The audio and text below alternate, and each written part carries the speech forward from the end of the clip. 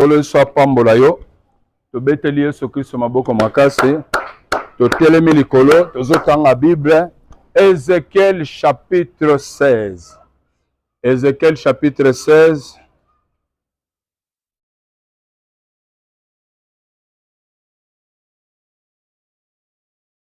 Ézéchiel chapitre 16. Premier verset. Nazotanga na kombo na Yesu Kristo. La parole de l'Éternel me fit adresser en ces mots. Fils de l'homme, fais connaître à Jérusalem ses abominations. Tu diras, ainsi parle le Seigneur, l'Éternel à Jérusalem. Par ton origine, par ta naissance, tu es du pays de Cana. Amen. Tofandinan. Tozana sous point tozolo bela sur la délivrance. Et lobby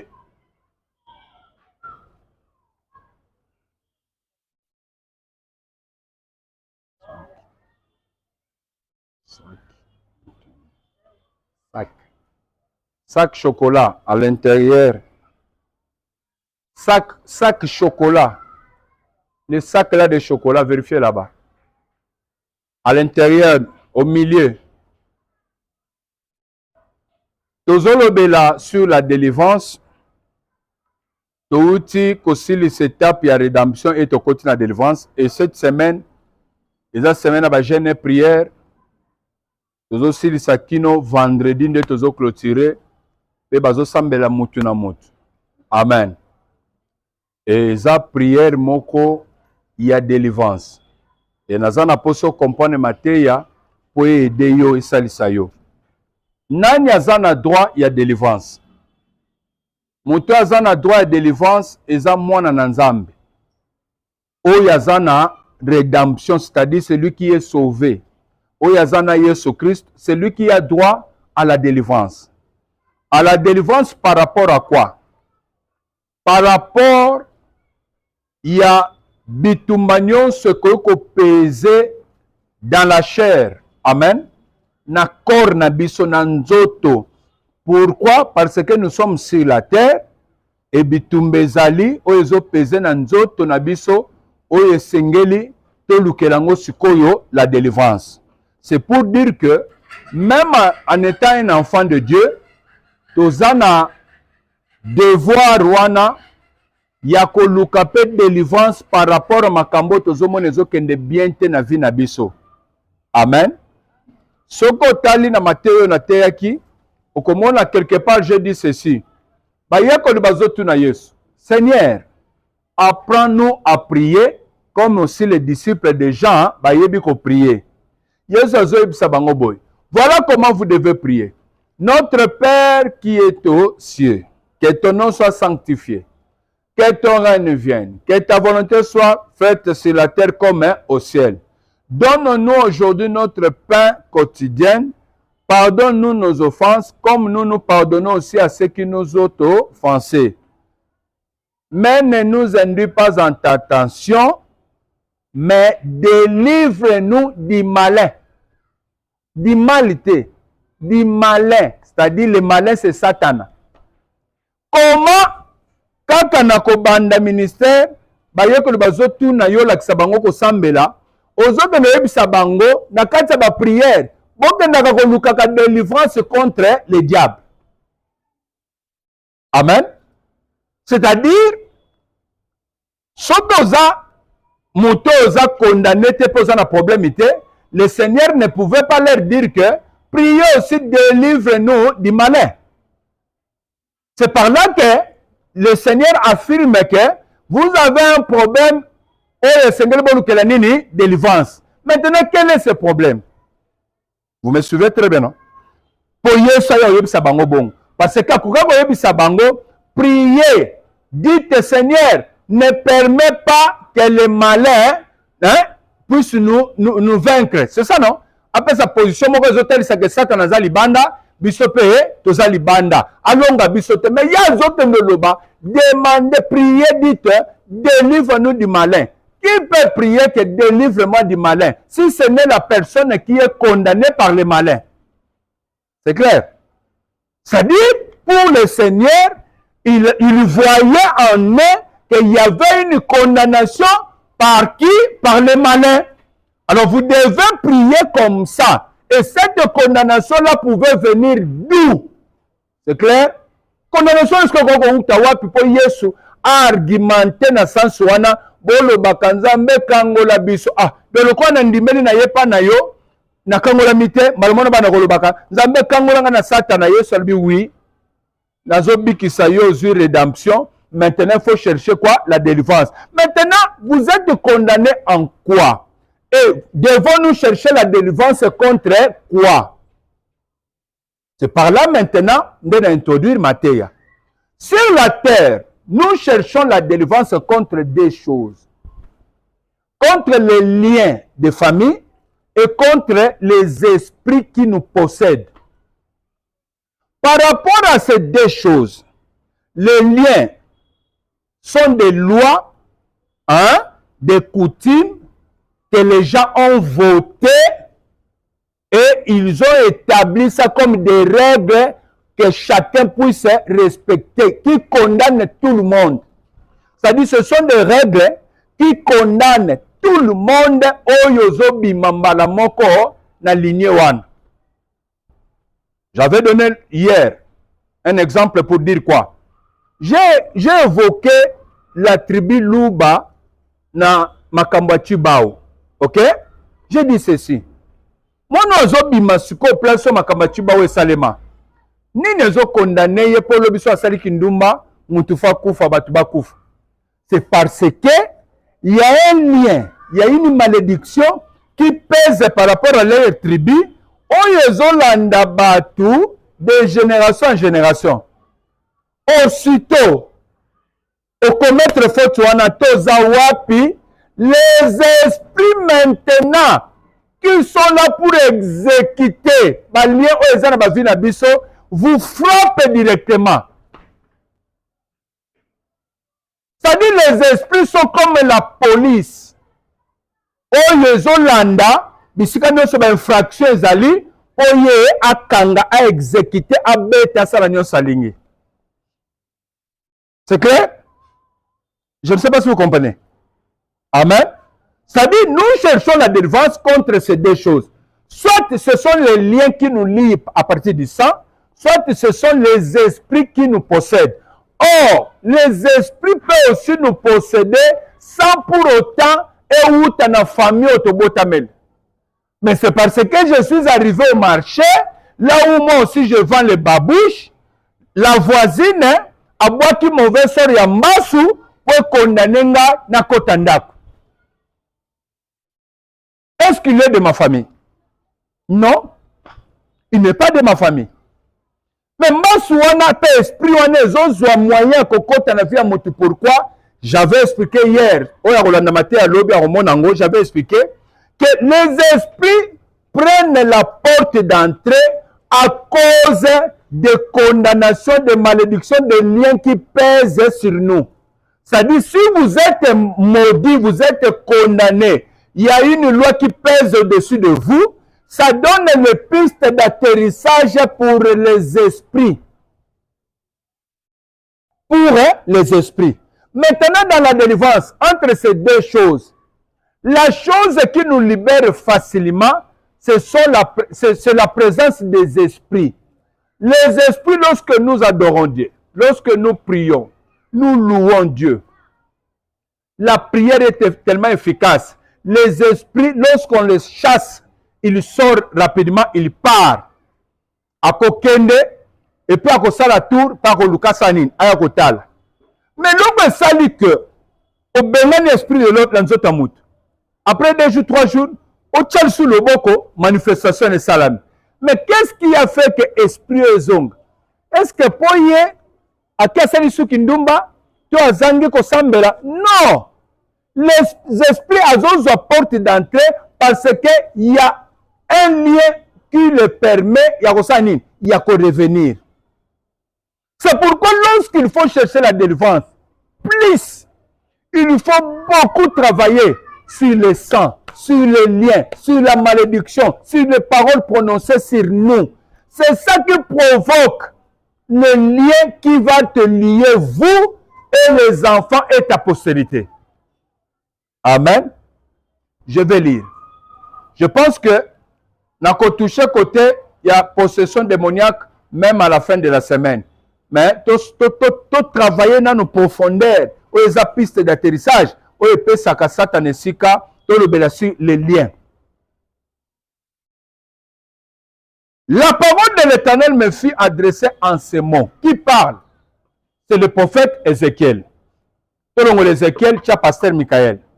Ça dit, Dieu se révèle à son serviteur pour lui dire quelque chose à laquelle il peut informer ou soit te prêcher.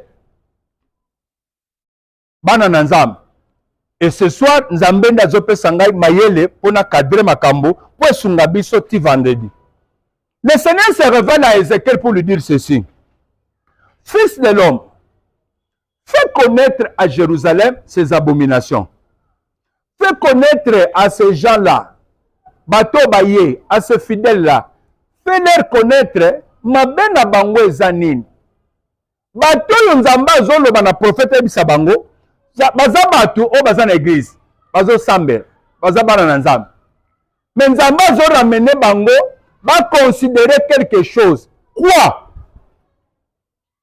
Tu diras à Jérusalem ou aux fidèles, par ton origine et ta naissance, tu es du pays de Canaan. Ah, ça devient intéressant.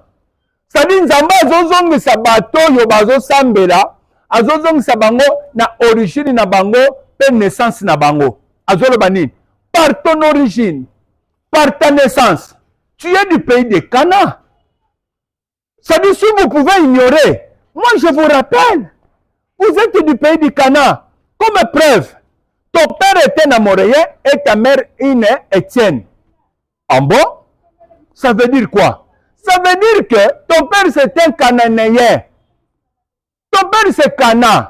Maintenant, il faut savoir, si Dieu me ramène au Canaan, il faut maintenant qu'on puisse comprendre Canaan fait quoi? Qu'est-ce qu'il y a sur Canaan pour que Dieu puisse me rappeler que dis-leur, il y a bisa bandimi ba une église, oza Congolais, oza Katangès, oza Kasayen, oza Mungwandi, oza Mukongo, problème na yo eza origine pe naissance na yo. Je vais expliquer. Comme on a parlé de Canaan, on commence d'abord pour découvrir qui est Canaan. C'est ça, non? Genèse chapitre 9e. Tobandina verset 25 à 22. Genèse 9, verset 22, je lis la parole de Dieu.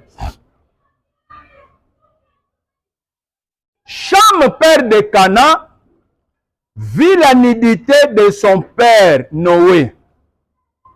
Et il le rapporta d'ailleurs à ses deux frères. Alors Sem et Japheth prit le manteau, le mirent sur leurs épaules, en reculant et couvrirent la nudité de leur père. Comme leur visage était détourné, ils n'ont pas vu la nudité de père Noé. Lorsque Noé se réveilla de son vin, apprit ce que lui avait fait son fils cadet, qui est Cham. Alors le père Noé a siliki azote le mazolo basko boy. Il lui dit, maudit soit Canaan, qu'il soit l'esclave des esclaves de ses frères. Amen. Dans Ézéchiel chapitre 16, 1 à 3, bazoloba, fait connaître à Jérusalem ses abominations. Talisa bango bena bango zanine. Tu leur diras, tu es du pays de Canaan. Tu leur diras, Bozaba Congolais, Bozaba Ntandu. Tu leur diras, Bozaba Ndibu. Tu leur diras, Bozaba Songe, Yebisa Bango, Bazaba Congolais. Ah, donc être déjà un Congolais comme origine, c'est tout un problème. Amen. Je vais essayer d'expliquer la différence ya bus africain na mindele. Naître un Français, hein? Oko sepela koza bien. Okuti l'état bongisi ba système ma makambo eza quand même bien. Mais nous que nous sommes ma branche moko kokuta que baza plus mauvais que biso kutu tam sur Afrique. Nin. Si vous allez dans le mariage, au kokuta, chez les blancs ba yebite que faut présenter la dot. Faut payer la dot. Ba yebi ngote. Pour eux, moi na akutani na fille moko azo solo la naye alobi tu me plais. Je vais t'épouser. Alobi OK. Moi aussi tu me plais. Je suis d'accord. Épouse-moi. Ba ken na commune, ba yebi si bourgmestre, ba pesi bango date, abali ba signer mukanda, pona bango ko signer papier, nde sali mariage. Et puis il appelle les parents de la fille. Azom Sabango, ça va? J'ai épousé votre fille, hein? Parce que moi c'est Jérôme. À se présenter, et puis elle est qui non normal. Mais on compte des gens, et le co-outouap. De le bique balien, et zanine. Ce sont des lois. Ma kamboza voté, na kati na ba tribu, na kati na ba coutume na biso, oyo ba établir yango comme ba règle, ba tino, se faut ça nini, balanda. Mais ça, selon la parole de Dieu, parce qu'on a battu de génération en génération, peut-être que benga au président Kingani non so benga bango nyonso wana. Ba président bango ko tangebele. Mais kemeta na subasima mariage, okokuta ke azamuta commune, bazamuta dotité. Je ne sais pas si vous comprenez. Mais kuti azo diriger pays, bazo banga na monde entier, aza grande puissance, mais au finish là-bas au fond, azamuta ko kendeli felo parce que azo mwana bato ya mwasi apesa mbonga libala te. Autrement dit, baza bandumba, oui ou non. Donc, ozokuta bana na bango pe, le deux scandaleux, hein. Ozokuta bana 5 ans, baola tsa bango makambo nyonso, bana 5 ans. Côté internet ozokuta.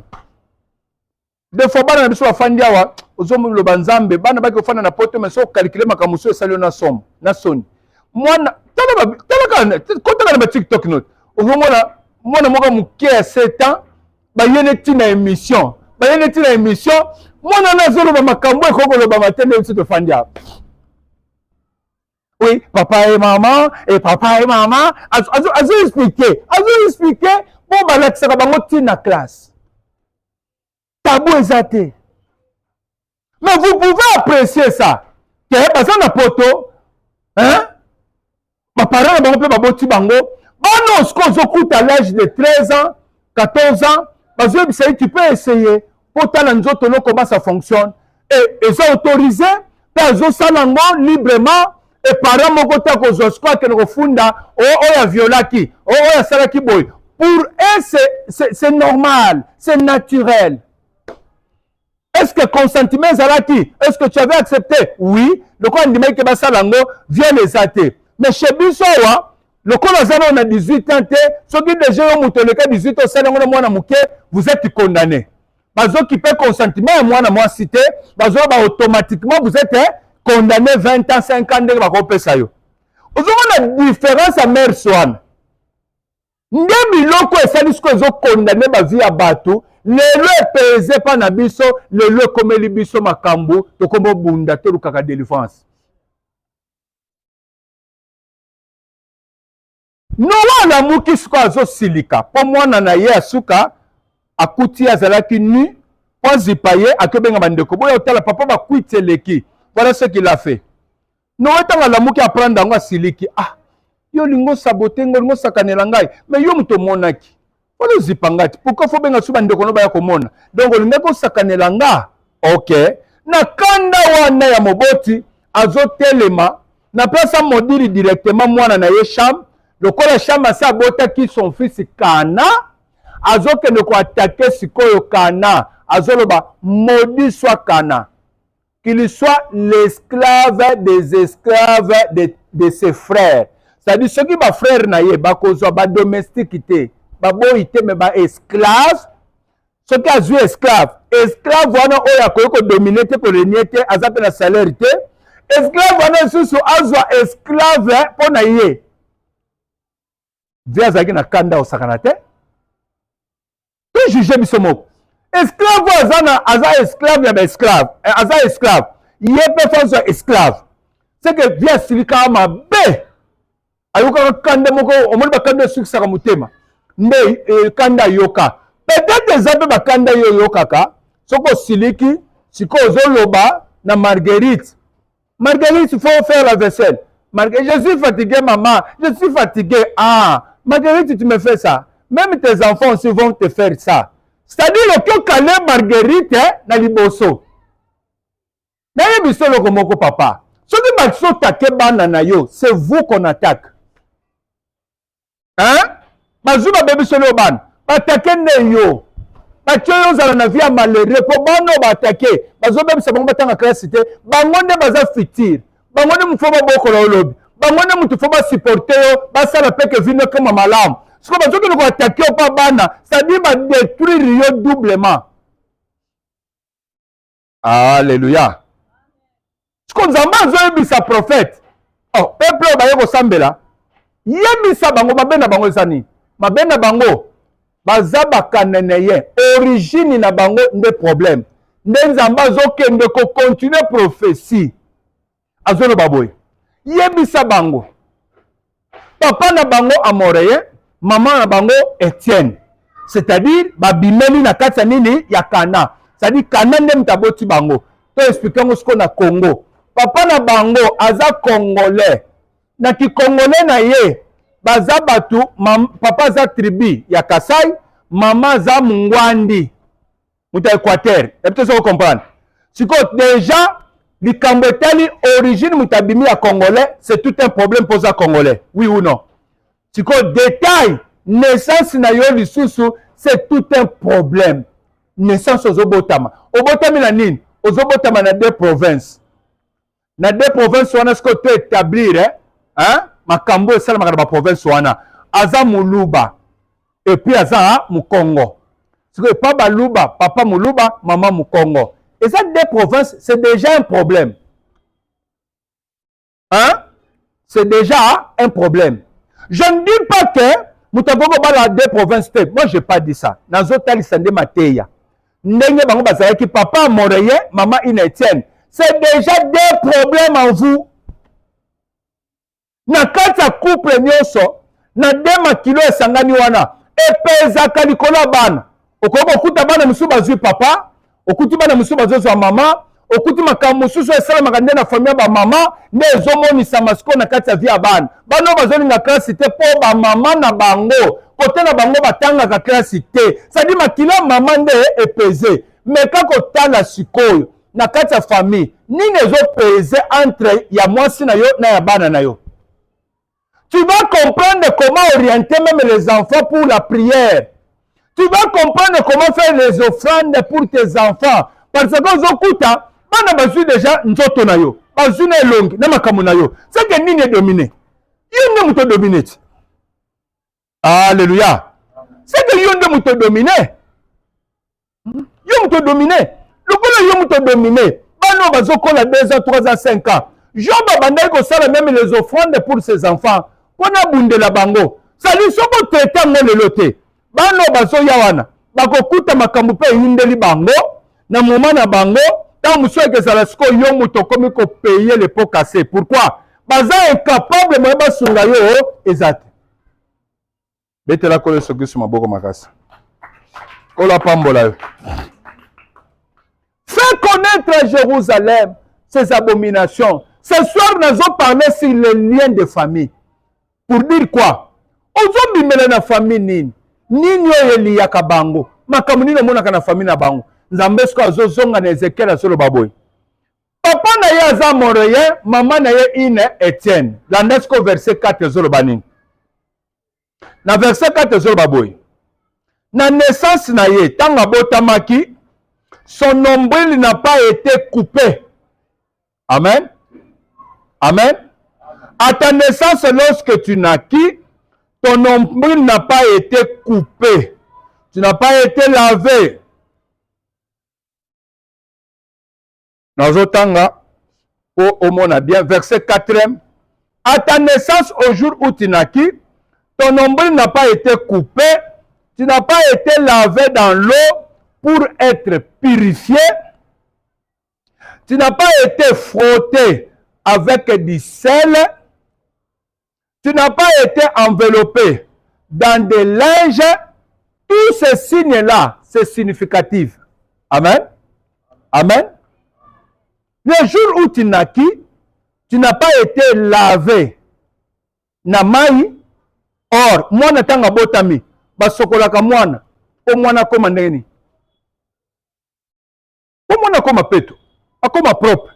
C'est-à-dire, zokuta batu, babotami na ba famille, oyo, bakuti lilobo ekoko purifier bangote. Bible soloba, vous êtes déjà pire à cause de la parole que je vous ai annoncée. C'est-à-dire, zokuta batu bakuta la basi batu basambela kate, bankesa liloba nzambe te, basalela ngote, moye bazala ta justifier ta mukepa nzambe ezate. Nde tata bongo zo bimela papa yaka na cigarette na diamba afandi na coin kuna zomela diamba mama na mina zoloba bokene kuna te papa na mina za kote kuna po papa zomela diamba mais na musika te yoka solo amela diamba ayebi ke soka lobi eza bitumbe za makofi anga kotika ngote na tata boye zo bota biso ne tata nganga boye nda zo bota biso ne tata malédiction boye nda zo bota biso oyo na kati na ye maye sokola etanda mbute lo aussi c'est la parole ça dit lo banzambe sala ta musala te papa o mande bo fandi boye liloba nzambe ezosala mosala deja na vie na yo et que sala ke bana na biso bazobotama babotama na bénédiction ndenge Israël abotama na bénédiction Abraham. Tika kolo soki sa pambola yo. Tu n'as pas été lavé dans l'eau pour être purifié pour comme propre et tu n'as pas été frotté avec du sel. Le sel fait quoi? Le sel donne du saveur. Le sel empêche que la chose est béba, est polatée. Oui ou non? Oui ou non? Parce que tu n'as pas été frotté avec du sel. C'est-à-dire, ça le musala moko et salemate, et koko salake, délivrance moko le kana qui peut na vie na yo, pour bazolo badikamba mutolu. Quand on parle de l'ombril, mutolu, c'est que énergie ezouta na moboki nezokote panani ya mwana. C'est-à-dire depuis obima mutolo ekatana te, c'est-à-dire on enkesaka toujours makamba tribu na bina chibawane landaka yo partout. Présence ba esprit on ezaka na yo. Makila na bino oyo esalaka ke batu babonga te, batu bakoko dominer te, bozala ba esclave. Ezo continuer ko peser likolo na yo, soko traiter yango te, ba frotter du sel te, ba tchoyo mungwa te. Yesu akoti na vino te, ba délivrance ekoti te, po epesa yo saveur, epesa changement makambo bonga, eza difficile po o réussir na vie. Okobando betaka lisolo, to komprenaka te, biso makila mabe oui, mais makila mabe osali musala nini po esila makila mabe. Le bakalango ndeko na ngamoko moto na nzambe tumba makila famille na bimela makila famille to bimeli ndebisika ba loi ndebisika ba coutume ndebisika ba règle ozo peser pour dominer na kati ya vie ya batu nyonso ke mutu moko koko kene liboso azate mutu koko réussir azate bazolo batina pas. Tu n'as pas été enveloppé dans des linges. Enveloppé dans des linges, c'est-à-dire quoi? Bazolo ka sécurité moi non. L'église aussi a comme devoir, il y a coupé sa population, peuple de Dieu, la sécurité spirituelle. C'est pourquoi presque bimela na bakalembele menyo sona ba prière. Église il y a qui peut salinine et peut subir sécurité.